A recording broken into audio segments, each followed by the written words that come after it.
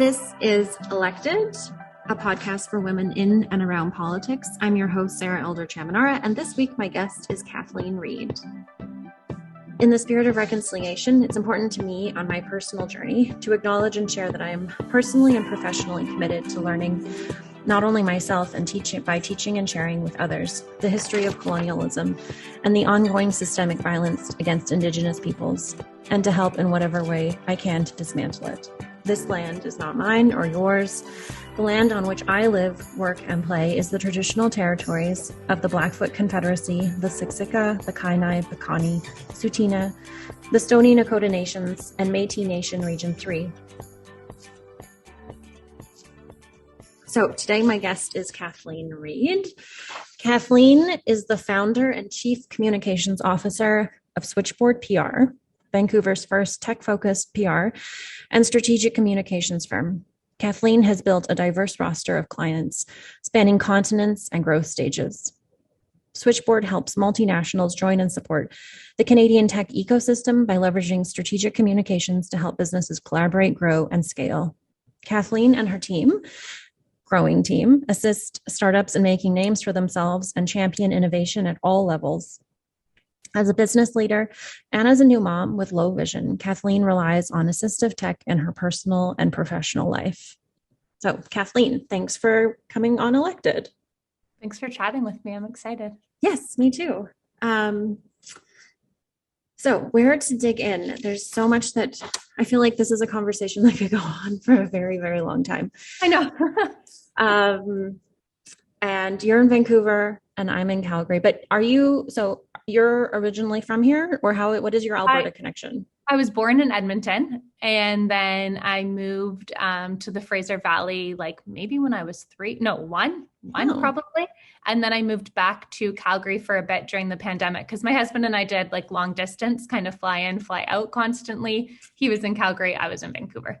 So when you said from the Fraser Valley, okay, that totally makes me curious. So where in the Fraser Valley? So I grew up in Surrey, near Cloverdale. Yeah. Okay. I was because I grew up in Chilliwack. So there you go.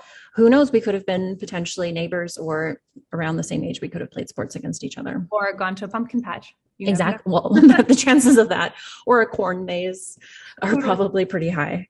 Yeah. So let's just dig in then. So one of the things that we wanted to talk about today was in your wheelhouse around pitching the media during COVID. And I think this is really interesting for anyone listening. And you don't need to necessarily be pitching yourselves, but it's interesting to know the background of it and about what goes into it, because I think a lot of people don't really know how that works and how a story maybe goes from an idea to something that you see reported on. Yeah. I think there's hard news that we see all the time, right? Floods, things that are happening, heat domes. And then there's things that as someone in PR who's actively pitching, you're trying to feed into the news narrative that exists. So that's a lot of times what we're doing. I think during COVID, any reporter, editor, producer that I've chatted to, there's just a heavy level of fatigue. It's been a crazy news cycle for everyone for such a long time that if you think about reporters, they're feeling it too. Their inboxes are feeling it. They're being pitched more. I think all of us are kind of in this weird state of, it feels like we've grinded for so long, almost mentally. And then it's been interesting because we've pitched certain things around COVID and having media pick up those stories. Sometimes there isn't the appetite because you may be going against what your provincial government or your federal government folks are saying, and they don't want to, lose ties with their elected officials. So they may not want to go there with a story, and they may just say, hey, I'm not going to go that deep. I also think in the landscape of media right now, it's harder to go deep and investigate just because of the news cycle. Yeah, it is. It has been it's unbelievable. So it was 2020. Wait, it's 2021 right now. COVID started in 2020. We're going into 2022. Yeah, it's a marathon that none of us wanted to run. And it just feels like we don't get a break. And I feel like we've been sprinting the whole time. Like it's been a marathon, but we didn't get to even pace ourselves. Yeah, we're all like, we really need a water station and some carbs, kind of time. Yeah, it's been really hard. Have you noticed an appetite on the media? Is there an increase in appetite for pitches that aren't related to COVID then? Yeah, I think like in the beginning of COVID, anytime you were doing like the first thing, so distilleries that started doing hand sanitizer. Yeah, they'd get the story, right? Now I think human interest stories and like positive stories of people coming together, people want them. Like you want that hopeful part for humanity. And, people are covering climate more now than probably ever before, right?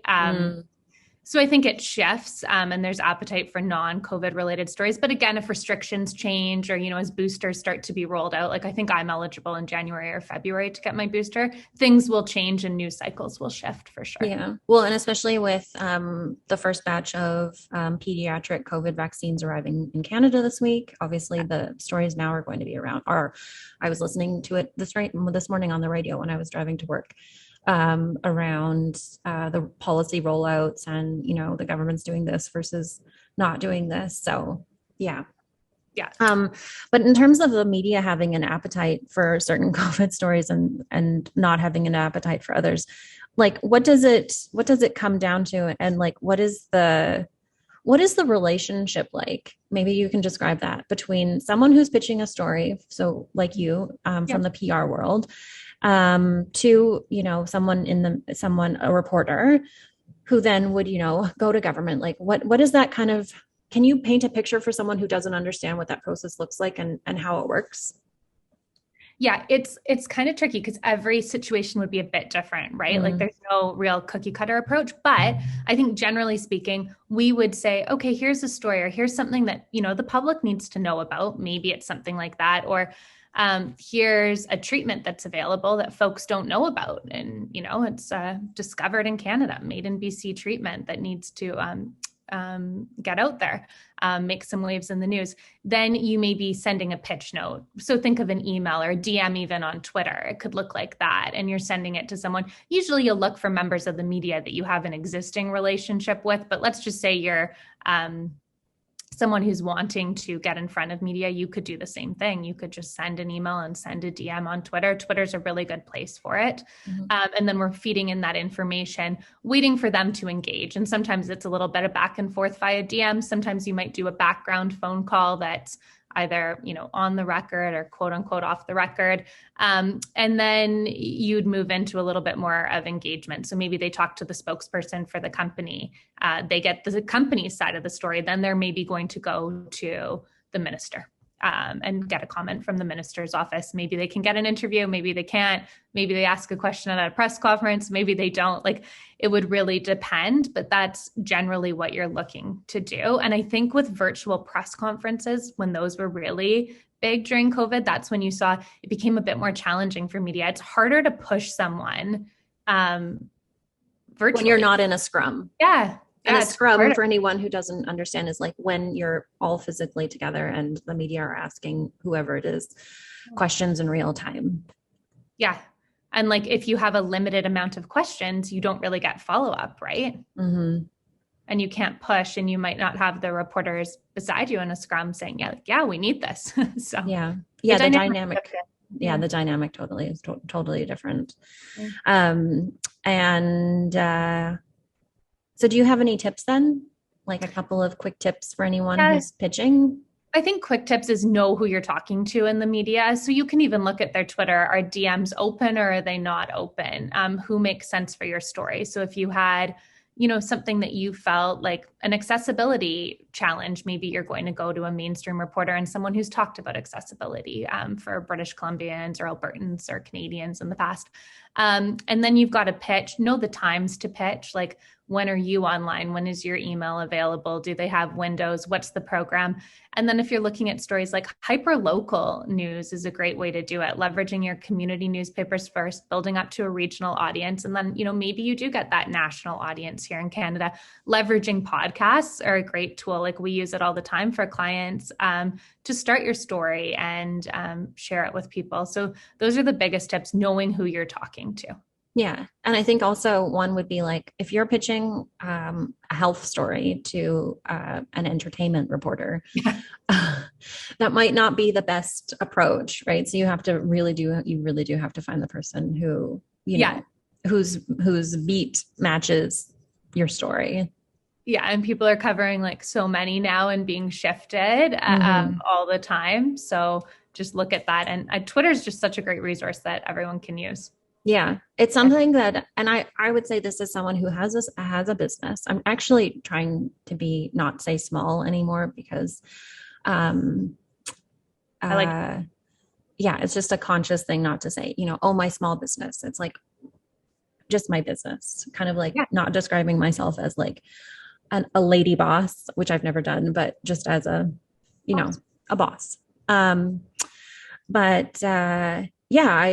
I have to look for opportunities to try and do that for my own business. And it can be really hard. And as someone who lives in their head, and then I think, like, what if they don't message me back? Or it's okay. Like, I've had to I've learned the lesson in the last few months around kind of like timing.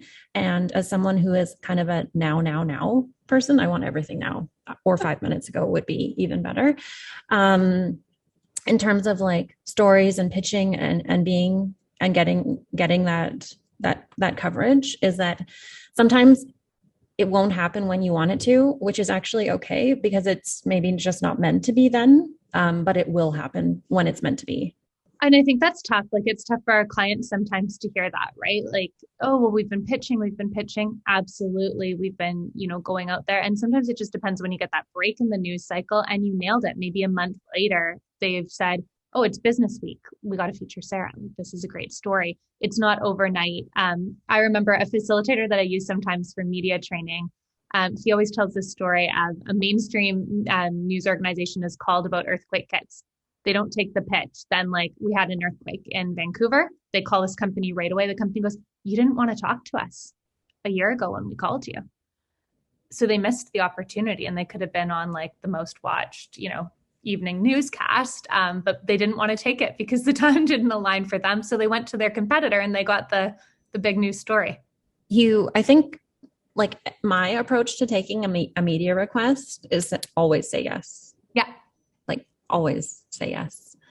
And in the last few months, the media that has approached me to be a part of something has mostly been related to COVID news. And more like, and hyper-local issues. So protests in the community and how it's impacted consumers and businesses, the vaccine passport, all of those kinds of things. But my rule is never say no. Oh, absolutely. Because it's an opportunity for you to put your message out there. So if are you scanning vaccine passports at the door looking for proof of vaccination? Absolutely. And you can talk about that and put out your messaging and your brand. So why would you say no? Well, and also I think a lot of times you can look at doing media as return on investment. I mean, unless you're paying for it, is that, maybe the media that you're doing won't necessarily generate in business. At least, and I mean by business means, transactions coming as a result of that story going out, but you are doing things like building brand awareness, building, community recognition. You're developing it in different ways that don't necessarily have, so it's not a financial return on investment, but it is a return on investment in other ways that will pay longer term benefits. Yeah. And it's validated because, unless you're paying for it and it's advertorial or pay for play, we mostly do like all of it is earned media, and it can just be a bit more of a grind to get there. But when you do get there, it works really well. Yeah. Yeah. Sometimes it takes time, and that's hard for people like me who want everything 5 minutes ago, or even it's hard for me too. I want it now for the client. And then we're feeling the pressure, and you do have to understand, and like we have to always educate clients on what the process is going to look like to make sure everyone's expectations are managed a bit. Agreed.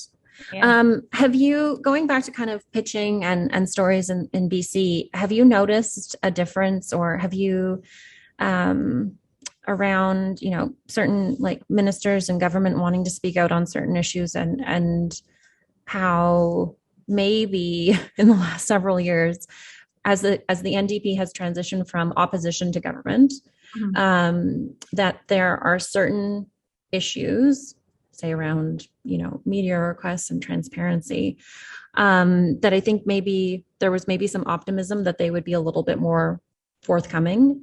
Yeah. What does that look like?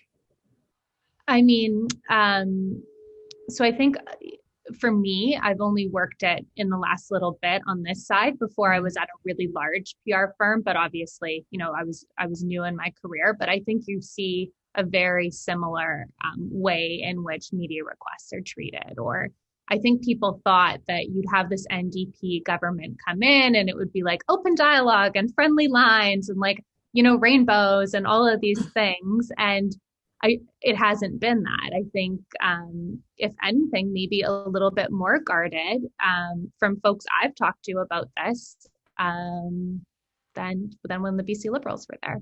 That's really interesting. And I think, and we kind of chatted about this a little bit before, but, for me, it's the difference between having worked for the BC Liberals in government and government caucus, yes, a while ago now, but still, that these very issues are the ones that they would rally against in question period or just in general, and make great, find great political opportunity in, and rightly so. And say, there's a lack of transparency and it takes too long. And now actually with the proposed fee, I'm not sure if that legislation has moved forward, but the fee actually for freedom of information requests, if any of those things had happened under the BC Liberals, there would have been the hugest of outcries. And I think for the most part, obviously because of the floods, but that fee for FOI requests, that story has really died down, which I think they were anticipating. It would be a big issue for a while, and then it would just kind of blow over and people would get on board with the idea, not willingly, but just because it's going to be the way it is. Yeah. And like, I don't know if it's attention spans during COVID and kind of what everyone's faced with, but it's almost like boop, and then people forget. So, they get the runtime. Or, do the BC Liberals need to do a better job, like banding together to make waves about some of these things? It's hard for them right now. Obviously, they can't really as much. Well, and it puts them in an interesting position. Is this, say, if they were running in the next election, is this something they would want to say they want to roll back? Or is it something that they're actually, what does $5 mean? $5. Yes, it can be a lot of money to an individual. But it's not 500, and $5 per FOI request does nothing. It probably wouldn't even cover. It definitely wouldn't even cover the cost of paper generated in the search itself, because there would be more paper than $5 could buy. So it's just such a weird token amount, and I don't really understand why. But yeah, I think the NDP is currently living the reality of the difference of being in opposition versus being in government.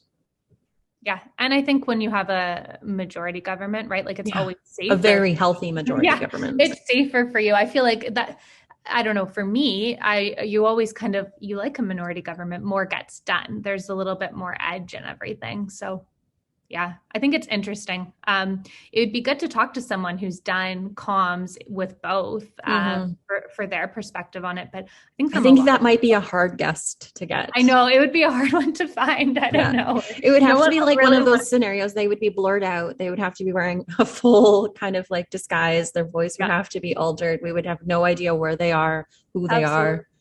Absolutely. Yeah, they're in some basement on Blanchard somewhere. Or someday when media retires, because none of them really, it's a tough one for them to comment on, I guess, too. But yeah, I guess at the end of the day, everyone's doing the best they can. But I think you need access, and people need to be able to ask the tough questions of your government. Agreed. And especially at a time, when journalists are being arrested for different things, and the nuances of all of these things. And some people just like, all of these things are just really complicated, and I don't feel like there's a right side and a wrong side necessarily. I mean, there might be within that story, there are angles of right and wrong, but they're so delicate, they're so layered, they're so complicated. It's not, so fraught. Mm-hmm. Yeah. Yeah. But yeah, we'll see what happens in the next election provincially in BC, and what the party platforms are like. I'm eagerly anticipating that. So we'll see. Totally. Yeah. I'm excited. So something else that we wanted to talk about today too is that you and I are both we're both moms. So switching from like media, transparency, completely different subject, which is like women in small business, or sorry, I call myself women in business. And specifically, we wanted to talk about mat leaves, and because I think for the majority of the population, for anyone who takes a mat leave, if you have a job in the private or the public sector, and you're not running your own business, is that you have the opportunity to have paid mat leave. Mm-hmm. And that's not something that you or I have ever had. Mm-hmm. And so can you tell me about your experience and, like your thoughts around that, and, why it's hard and why we need to have more of these conversations? Yeah, I think people need to be really honest about what it looks like. Like, I think a lot of people gloss over their time when they, are running a business, and it's like, I can do it all. Like, it's really hard to do all of those things. So I can only speak from my experience, but I put my out of office on for like, I'm going to have a week before the baby comes, because like I've done nothing. The nursery's not ready. Nothing's organized. That night, water breaks, you go. I ended up having an emergency C-section, and I ended up in the hospital with an infection like a week later for 5 days. And I was on my computer a lot, and I think there was no other option, right? Like, I had to be in the computer. I was paying people who work with Switchboard and are on my team, and I wanted to make sure we had revenue coming in. But there's like a great amount of pressure that I feel like people don't talk about. And even when I was, hooked up into an IV, and people would be like, well, why do you have to be on your computer? I guess I could have closed my computer, but there isn't really like a sick day or an out of office day or someone to help guide the team in those situations. So I struggle whenever a government official or group is saying we need more women in business or female entrepreneurs, because I think in social media, maybe, and online, it looks so glossy to be a female entrepreneur, or like a lady boss, like you said, or girl boss, or what. Like, I like it. Just call it a boss. I've always liked that. And I just think I have so many thoughts on this, but it is a real challenge. And I also loved work. Like I was really postpartum and struggling a little bit in the beginning. So work was almost a way for me to feel like I was still me a bit. Like, I love Freddie so much, and I love being a mom. But I needed to find my own way. And it felt like there were so many people, and, it was just like, oh, thank you. Just a thank you. I hear you, and I'm going to just do me at the same time. But too many, I think, people, when they're on podcasts or wherever on social media, say like, oh, it's really easy. It's really doable. I found it really, really hard to keep my business going and to ensure, like, I have a bookkeeper too, but just to make sure invoices were out and all of the things were happening. Like, I was looking at a P&L statement, like late at night after a feed. And I think my mom was, get off your computer. Well, otherwise I'm not going to know where I'm at. How am I going to know my budget? And I'm spending more money because I've brought someone in as a consultant to cover me taking this 4.5 week period off, but not. Yeah. And you have to find ways to make up that, that expense. Yeah. So that means you have to be doing more work. Yeah. I've always thought like, we need obviously more childcare options. Childcare is a real challenge for anyone, but I also think for women who own a business of any size, there should be some form. I've only looked at it surface level. It doesn't look like there's a way that you can access a grant to hire someone a little bit before your break, even if it's just like a 5-week break and you're on your laptop, your break, and then someone after, just to fill that gap within your team and for yourself. So I don't know. I know we talked about this a bit, right? Like it feels like you're in the US and that's what it kind of looks like. Well, I mean, yeah. I mean, I think we claim such moral high ground being Canadians in Canadian society when we compare Canadian maternity and paternity leaves to those of our neighbors down south. And rightly so. The US has so far to go in terms of, creating family-friendly policies that don't just, it's not just about mothers, but it's also about fathers. It's about, whatever the family looks like and about supporting them. The calls for more women in business, I was looking at a stat this week because last Friday was Women's Entrepreneurship Day. And so I was doing some research, and only like under 20%, actually under 16% of small and medium enterprises in Canada are women owned. So that's like not the greatest number. So there could definitely be more done, but I also, it really brings up something interesting from like in thinking about, road builders have a road builders association. Pipe fitters have a pipe fitters association. Engineers have engineering associations. Families don't necessarily, specifically women, we don't have national organized groups who advocate, and drill down even further. There's no group of small and medium-sized enterprises of women who have, an association speaking on our behalf. So our needs can go largely unmet because we're ultimately advocating for ourselves. And we already have a lot on our plates. Yeah, I was going to say like the time to advocate, like I have so many notes, like thousands saved in my phone of items. I was like, I really need to ask my elected official about this. Or, I found this really interesting during my journey trying to navigate, new parenthood and all of these things. So it's such a great call out, and the lack of time, it's like in my Christmas backlog for the week that I take off to research this more and write about it. Yeah, no, I definitely feel like it's an area of opportunity, and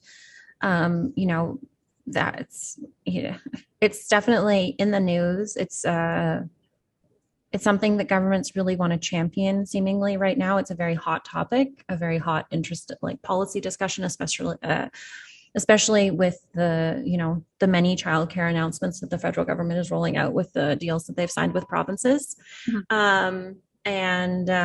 So this goes on to it. So if anyone's listening from the federal government, you can contact either of us to talk about ways that you can support and encourage, actually with real things, not just talking points, about encouraging, supporting, and increasing the number of women in business. Absolutely. Yeah. Amazing. So we're out of time. Speaking of multiple hats, so I know you've got so many things, Sarah. I'm in the store right now, and there's someone with a big box. I don't know what's going on. So I have to put on my other hat right now, but it's been an absolute pleasure talking to you today, Kathleen, and I would love to talk with you more in the future. Lovely to chat with you too. Okay, have a great day. Thank you. This has been another episode of Elected. Thanks for joining us today. Until next time.